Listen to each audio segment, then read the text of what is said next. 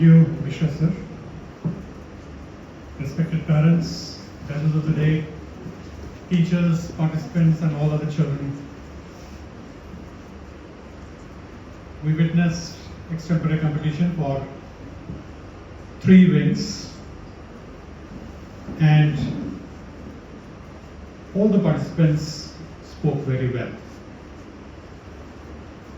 I'm always pleased to witness such competitions and to see that children are confidently growing towards the direction that the curriculum of our school has planned.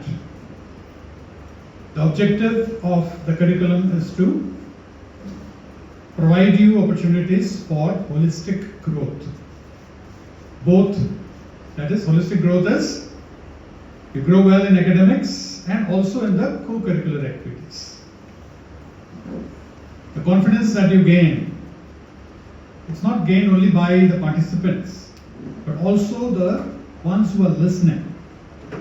You're also exposed, because the feedback that I get from the ex-students, it's not that only the ones who are participating in the competitions are doing well, but others also who are not participating, they also take a lead in the colleges that they join.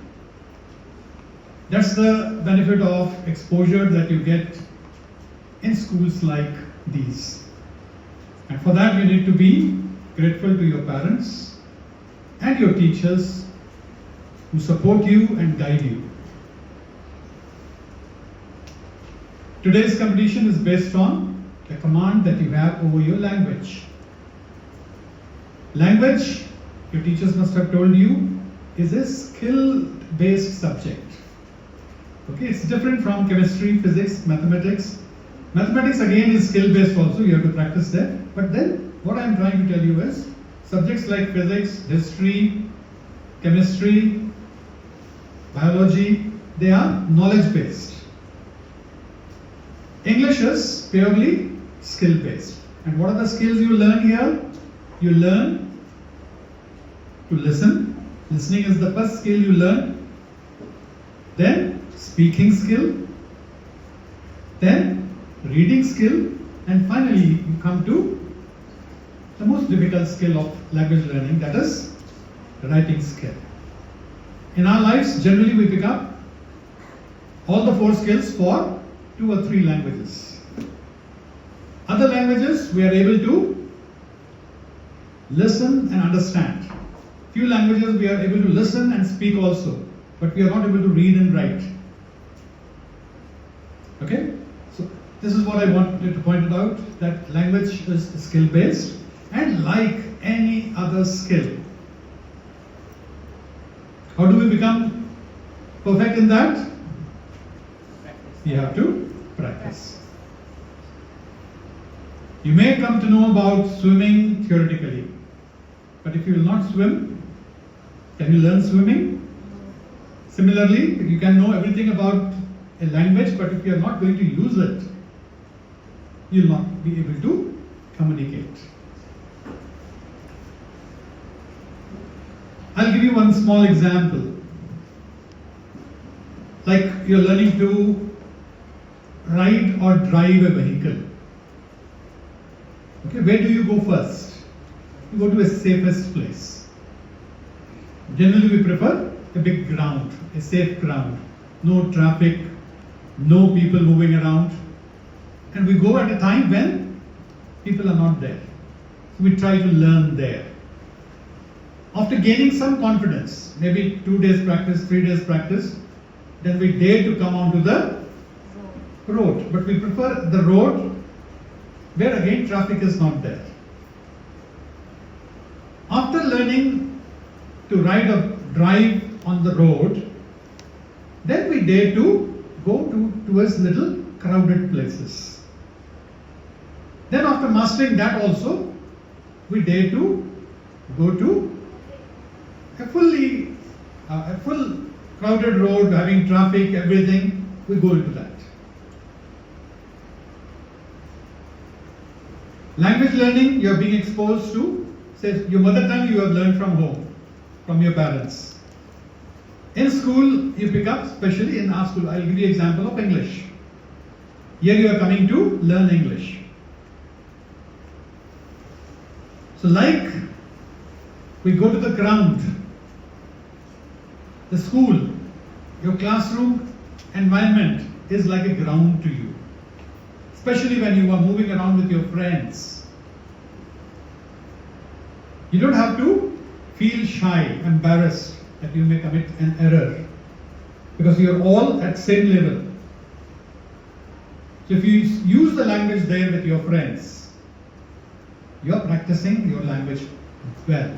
Then coming onto the road is like talking to the teacher in the class when the teacher is present. Then going to crowded place is when teacher assigns you, teacher feels that now you have practiced, your language command is good, I can select you for certain competitions, for taking part in morning assembly. They assign you roles of comparing, delivering speeches, reciting a poem. So you're going to a crowded place, like while driving or riding. And then when you are having full command, your teacher, your school, your institute will have full confidence in you, and we leave you to plan for farewells. We leave you to plan for organizing games for the teachers on Teachers' Day. So many of you come forward and do that. Yeah. In one word, we can say you are a licensed driver. You can drive anywhere. So we provide you with a license to use the language. You have that confidence. After mastering the language part, that is one thing. Then you need to learn to be a good human being. School also teaches you these values. How to remain good. How to be a good human being. We attend assemblies, and every day we are learning some or other lesson. Okay, we take up a theme, and then your friends talk upon those things. When you get the opportunity, you talk about those things, and we are learning from each other. It's not that we have grown up, we have come to this age, and we have learned everything. No.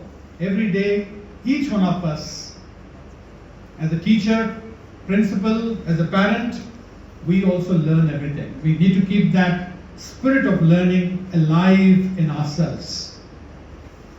Every day we should look forward to picking up something new. And naturally, when we'll have a choice between good and bad, what are we going to choose? What are we going to choose? Naturally, good things. Our mind is like a magnet. Remember that? Whatever we think of, we think pessimistically, we'll attract pessimistic things. If we think positively, we'll attract positive things. Life is a boomerang. You all know what boomerang is? Yes, sir. Okay? Whatever things we'll throw, they will come back to us. So as friends, give out the best to your friends, to get the best from them.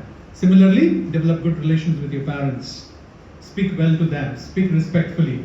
Your parents will also love you in return. And for teachers and for your neighbors, be respectful towards them. So when you do all these things, I'm sure you will be groomed into great citizens of our country. Thank you so much.